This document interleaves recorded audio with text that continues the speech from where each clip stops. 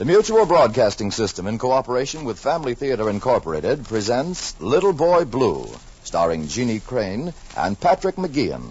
Wallace Ford is your host.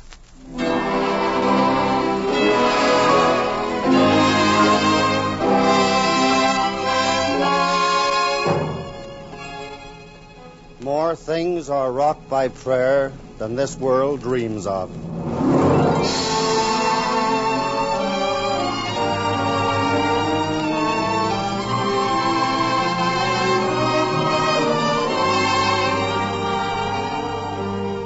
As your host this evening, I want to welcome you to Family Theater.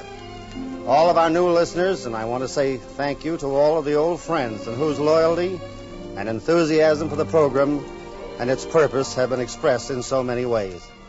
Your letters giving suggestions and ideals and experiences of happy family life have been a great encouragement to all in Hollywood associated with the program. We'd like to hear from you because Family Theater is your program.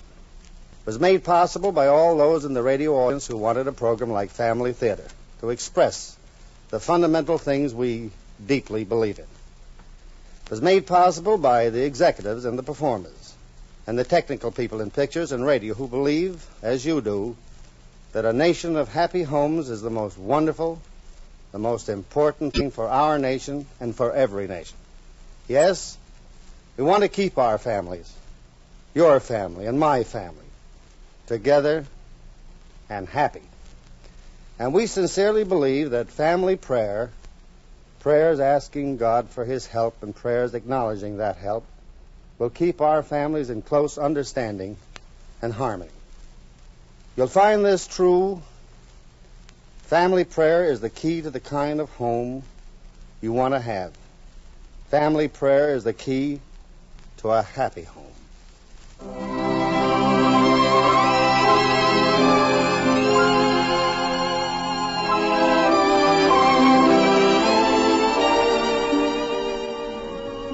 He wrote these words. God, in his providence, obscures the goal beyond this veil of sorrow, and smiles at men in pity when they seek to penetrate the morrow. With faith that all is for the best, let's bear what burdens are presented, that we shall say, let come what may, we die as we have lived, contented. St. Joseph, Missouri, in the 70s. Along the boardwalk of the main street, a young man with hat on the back of his head and necktie streaming away from his high collar half runs, half walks through the late afternoon crowd.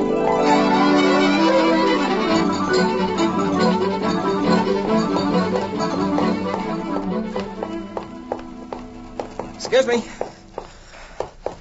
Excuse me, please. Well, really? Oh, excuse me. Gene Field, when did you get back? No time to talk now, Josh. Hey, Gene, wait up a minute. Excuse me, please. Yes? Well, Mr. Field, I thought you were in Europe. I was. Yeah, I was in Europe. Tell me something. Has your father left yet? Well, I think he was just going out the side door. Out the side door, huh? Thanks, I'll try to catch him. Of all the confounded... Oh, I'm very sorry, sir. Oh, Mr. Comstock. Field, I might have known... Let me help you up, sir. There. I was hurrying to see you. I just got back from Europe. Did you knock people down like that all the way? Oh, yes, sir. Oh, no, sir. Sir, I've talked to Julie. I assumed. And I've got to talk to you, Mr. Comstock. We want to get married. So you informed me 2 years ago. And what was my answer? Well, you said we'd have to wait 2 years till Julie was 20. Correct. What else did I say? You said I should be established in business. Well? Well, I've decided that the most important business I have to attend to is marrying Julie. Indeed. Young man, don't you realize Julie is still a girl? Oh, she'll outgrow that, sir. I'd be a fool to give my consent. Well? Are you implying that I am a fool? Oh, no, sir, no. Well, as a matter of fact, I am. Always have been where Julie's concerned. Field, if you make that girl unhappy, I'll take it out of your hide.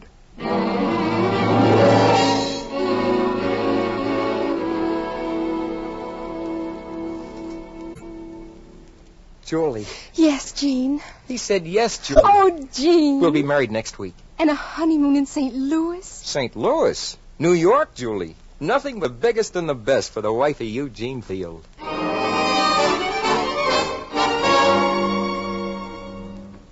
That's the new elevated railroad, Julie. Just one of the sights in New York. You mean it runs way up there above the street? That's right. Oh, it's fabulous, Jean. Unbelievably so. You're beautiful, Mrs. Field. Unbelievably so.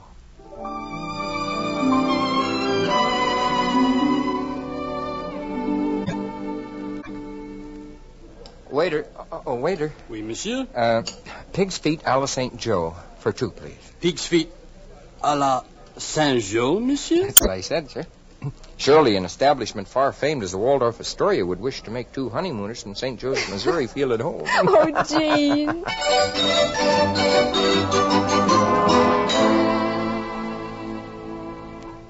And tonight, Julie, we see Frou-Frou. Frou-Frou. A musical comedy at the Fifth Avenue Theater. Oh, I didn't think there could be another theater in New York. Well, I guess this is the last. You happy, Julie? I'm with you, Jean.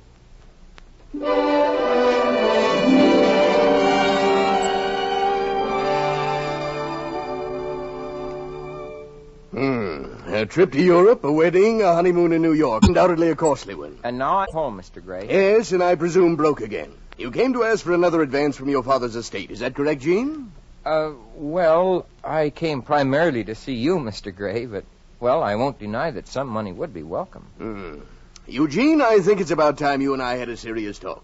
The estate your father left in my trust is not endless, you know. Oh, I know. Now, mind you, I'm not accusing you of squandering. I consider the trip to Europe a reasonable part of your education. Your marriage, and I suppose even an expensive honeymoon in New York, can be justified. But you've got to settle down. Well, Yes, I suppose you're right, sir. You've got to think of a career. And I consider it my duty to force you to think of a career. Therefore? Therefore, no money. No money. I deserve that, sir. You're absolutely right. And I'm resolved right now to launch on a career, on the variety stage. Now, see here, you're not going to talk about going on the stage again. Oh, but I am. I forbid it. But you said I had to have a career. My friends consider me entertaining. Gene Field, you can't do this. A cheap entertainer. Think of the family name. Oh, I have, sir.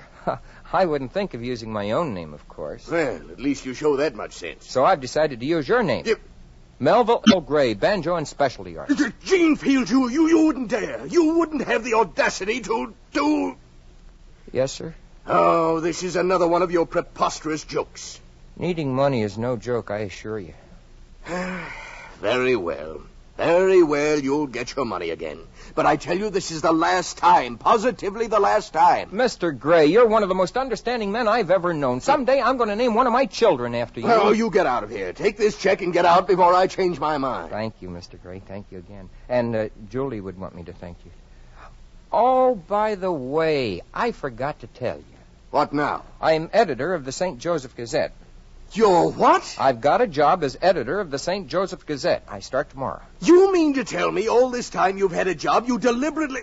Gene Fields, you're impossible. Thanks for the check, Mr. Gray. Thanks indeed. If it weren't your own money, it would be robbery. I tell you, if that wife of yours survives even a year of married life with you, I'll be amazed. Gene, your first pay envelope. Uh-huh. Open it up.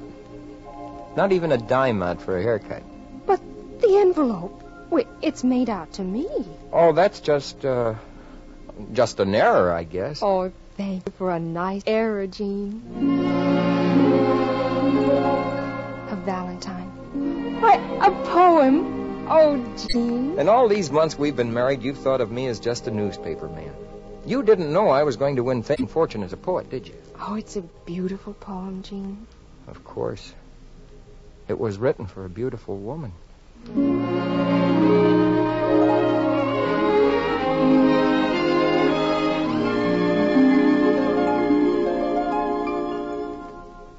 What in heaven's name makes you so quiet, Gene? Working on a poem, of course. It's entitled To the New Baby. The new baby. Our baby. Oh, it's so wonderful. I'm almost frightened. Wait a minute.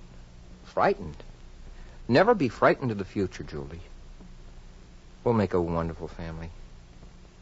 Something else, Julie. What, darling? A while after the baby comes, I might make a trip down to St. Louis.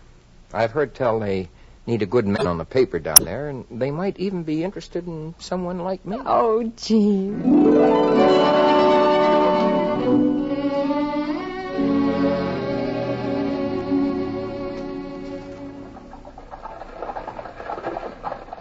Well, here you are, Gene. Thanks for the lift from the station. I can't wait to tell Julie the good news. Oh, don't blame you. Getting a good job in a big town like St. Louis? Well, see you later. Thanks. Give my regards to the family. Julie! Julie, I'm back.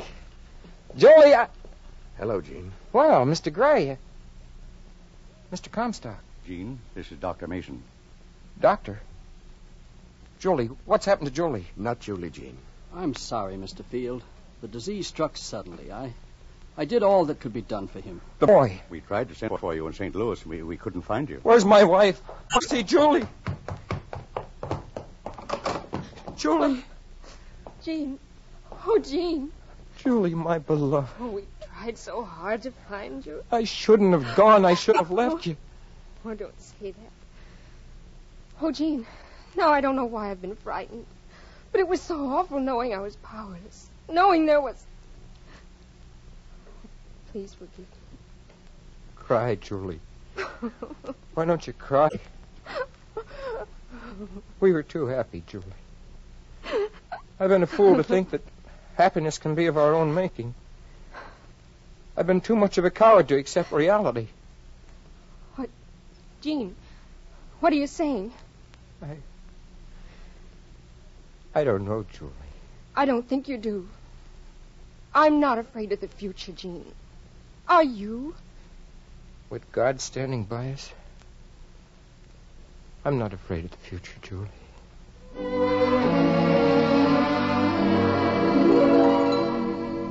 The St. Louis Journal, Eugene Field, editorial writer. Kansas City Times, Eugene Field, managing editor, announces the birth of a daughter. Tribune. Eugene Field, managing editor and columnist, celebrates the arrival of a son.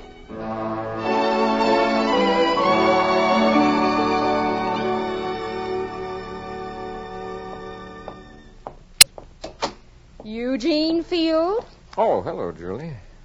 What's the matter? Eugene Field, I want an explanation of this. I notice you called me Eugene. What have I done now? We came out here to Manitou for a restful weekend. Is that right? That's right.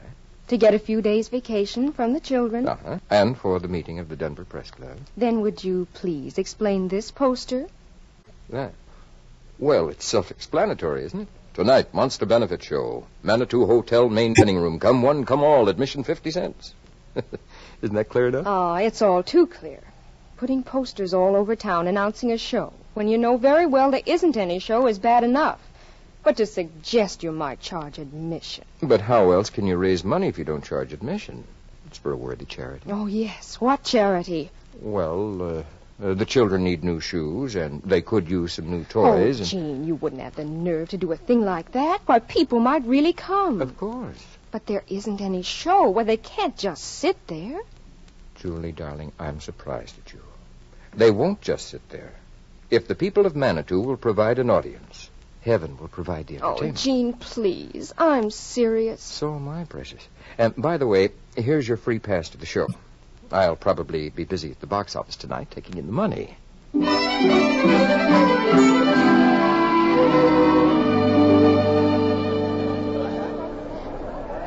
I can't believe it, Carrie.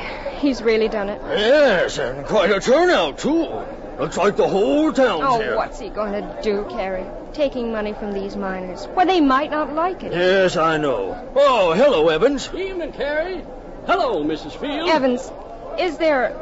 Have any entertainers? No, Mrs. Field. No entertainers. There's nobody backstage at all. Well, I hope Gene hasn't carried this joke too far. The crowd's getting a little impatient. Wait a minute. There he is, getting up on the platform now. Say, he's going to the piano. Oh, no. He's not going to try to play himself. But he is.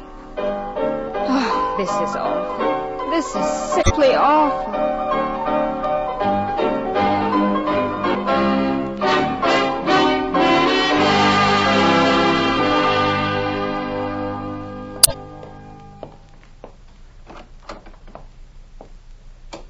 Well, Julie, how was I? Oh, Gene. Oh, I couldn't have been that bad. It was a miracle they liked you. Getting up there and entertaining for 2 hours, all by yourself. Was it really 2 hours? It was. Oh, but that's not what I want to talk about. Uh-huh. Gene, please listen to me, because I mean it. I insist that you return every cent of that money. After working that hard? Oh, really? No, Julie? Gene, please listen to me. I'm not laughing. I don't think this was a funny joke. You really mean that, don't you? I do.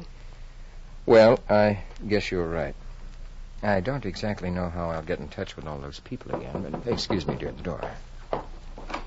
Oh, come in, Mrs. Orsatti. Mr. Field, I can't. Mr. Field, that was the most wonderful thing anyone has ever done for me. Oh, Mrs. Orsatti, my wife, Julie. Mrs. Orsatti, what? You see, Mrs. Orsatti's husband was killed in the mines the other day. She has several children. Of course, if you insist on sending money... Oh, no. No, Gene. There's a little more than $200 in this envelope, Mrs. Orsatti. A gift from the people of Manitou. Oh, thank you, thank you. I don't know how The people of Manitou don't expect any thanks, Mrs. Orsatti. Now you go along to those kids of yours, huh? You have an angel for a husband, Mrs. Field. Thank you. An angel. Gene Field, you're a devil. But she needed the money, Julie. I had to. You let me think you were going to use that money for... All I said was that the children needed shoes, and they do. I told you the money was for a worthy charity. You didn't really doubt me, did you? Oh, of course I doubted you. You don't know how many times I've doubted you. Really? But I won't anymore. I can promise you that. I'll never waste another second of my time doubting you again.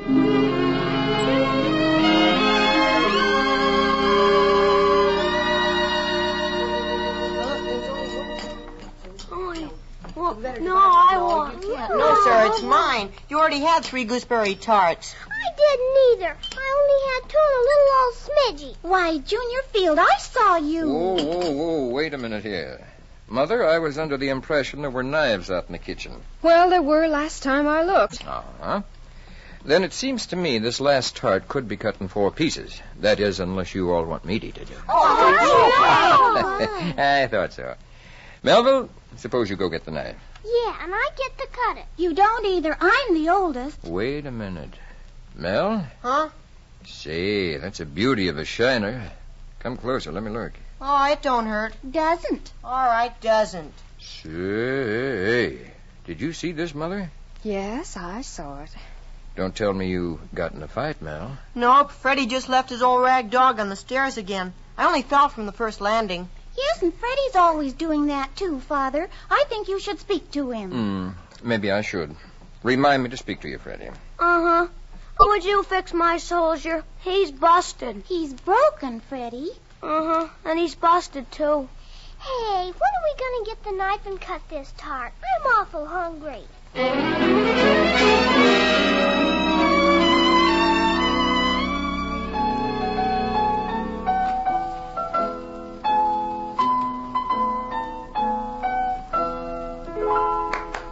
Very nice, Mary. Bravo. Your music's coming along fine. Now this is the life, Mother. Concert after dinner. Well, I got another new piece I can play, Well, too. don't you think we'd better let Freddie play his piece for Daddy, dear? Oh, Spready got a piece, too? Uh-huh. Oh, he only plays with one finger. Well, just the same, I think we should hear it. Oh, gosh, we've been hearing it all day. But, Penny, darling, not at a concert like this. Come on, Freddie. All right. Oh, gee. Little boy blue, come blow your horn. The sheep's in the meadow, the cows in the corn. Where is the boy that looks after...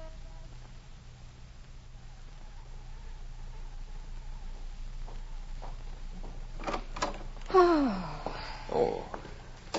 Now he's all in bed, Julie? At last. Tired? A little. You working? Well, I've pen and paper out. No idea yet, though. Slayson Thompson wants me to do a poem for the issue of his new magazine, The American. Oh. Well, that's nice. I won't bother you then. Oh, no, wait, Julie. Don't go just yet. What? I just want to say that's a wonderful family of yours. Ours, Gene. Grave Alice and Laughing Allegra. Edith with the golden hair. What's that? Children's Hour, Longfellow. About his family, I guess. But it might be about ours. How do you mean? I was noticing tonight. Grave Freddie, Laughing Mel, and Penny with an appetite like a mule. Oh, to say nothing of our 11-year-old grown-up Mary. Oh, it's strange, isn't it? How they're each different, one from the other. Like snowflakes. They all look the same until you get them under a microscope. Gene. Yes, dear? I wonder what the other one would have been like. Yes, Julie. I've often wondered about him, too. He would have been 14 and 3 months now. Almost a young man. On the football team, probably. Having his first sweetheart. And different from all the rest. Yes. Well, this isn't getting your work done. I suppose not. I'll go then. Please don't stay up too late. Good night, dear. Night, Blue Eyes.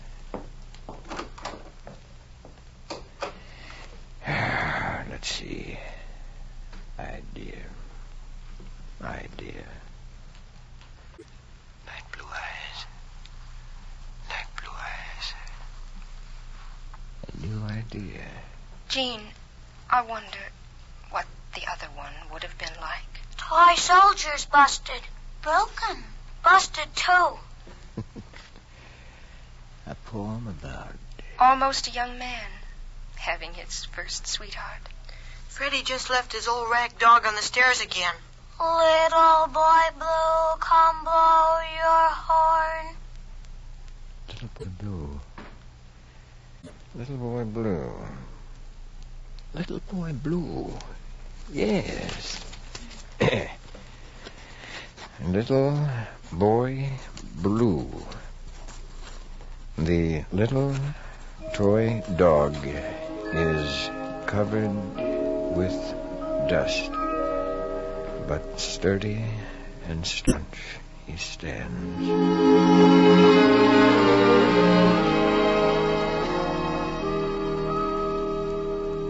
Oh, boy, hot breakfast. Boy, this is going to be so... I'm really hungry. Oatmeal. Yeah. Hot oatmeal for everybody. Hey, Penny, what'd you do with my skate key? Well, if you take better care of it, you wouldn't be losing it all the time. All right. At the table, everybody. Come on, Freddie. It's your turn to say grace. Uh-huh. Unto God for health and food and all that in our lives is good, we give our hearts in gratitude. Well, all the happy faces here. Hello, Morning, Blue Eyes. You'd better have a poem for us after working all night. Oh, I have, Julie, I have. Oh, have you, Daddy? Will you say it for us? Now, quiet, everybody. Daddy's got a poem. Now, Yeah, everybody quiet. All right. And, Julie, I want you especially to listen. I think you'll know what it means. Well, has it got a name, Daddy? I call it Little Boy Blue. And here it is. The little toy dog is covered with dust, but sturdy and staunch he stands. The little toy soldier is red with rust, and his musk molds in his hands. Time was when the little toy dog was new, and the soldier was passing fair, and that was the time when our little boy Blue kissed them and put them there. Now don't you go till I come, he said, and don't you make any noise. So, toddling off to his trundled bed, he dreamt of the pretty toys. And as he was dreaming, an angel song awakened our little boy Blue. Oh, the years are many, the years are long, but the little toy friends are true. Aye, faithful to little boy Blue they stand, each in the same old place, awaiting the touch of a little hand, the smile of a little face. And they wonder, as waiting the long years through, in the dust of that little chair, what has become of our little boy Blue since he kissed them and put them there. Oh, gee. Well, Julie, what do you think? I love you, Gene Field.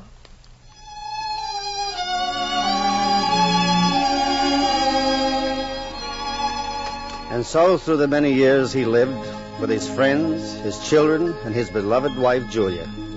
And when, at last, the many years were through, his own words went echoing on.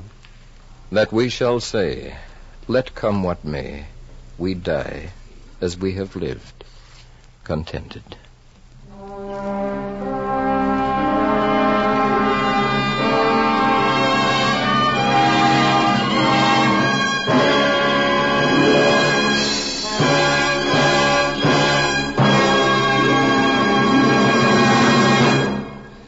You know, while I was listening to tonight's program, I got to thinking of the past and the way our parents and grandparents lived a generation or two ago. Today you hear people worrying about the age in which we live. They say it's complicated and confusing. You read in the newspapers about juvenile and parental delinquency, broken homes and neglected children, and you get to worrying about your own family. You don't want anything like that to happen in your home. Well, it's good to remember there are millions of us who feel the same way about our homes as you do. It's encouraging to remember that in every day and age, the same fundamental things are true. There are the same hopes and joys, the same disappointments. It's always true that good people make good homes.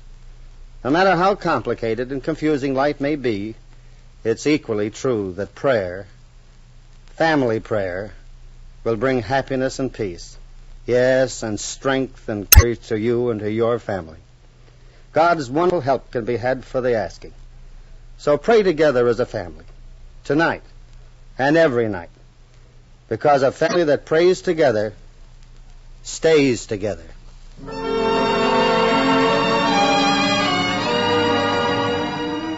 Before saying good night, I'd like to thank Jeannie Crane for her performance as Julia and Pat McGeehan for his portrayal of Eugene Field. Special word of thanks also to Everett Tomlinson for writing tonight's play and to Max Terr for his music. Mel Williamson directed and John Ryder produced the program. Others who appeared in our play tonight were Ruth Peterson, Ralph Moody, Alan Harris, Frank Nelson, Joel Davis, Don Bender, Bill Blackburn, and Robert Ellis. Next week, our family theater star will be MacDonald Carey in A Point of Law. Your host will be Cesar Romero. And this is Wallace Ford saying good night and God bless.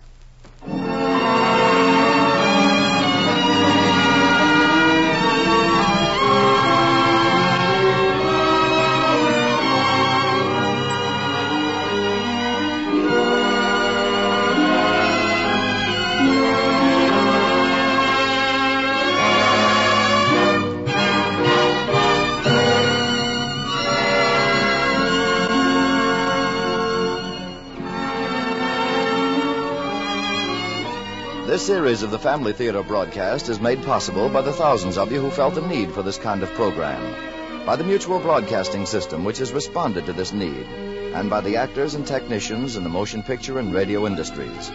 This program is heard overseas through the facilities of the United States Armed Forces Radio Services. Tony Lofrano speaking. This is the Mutual Broadcasting System.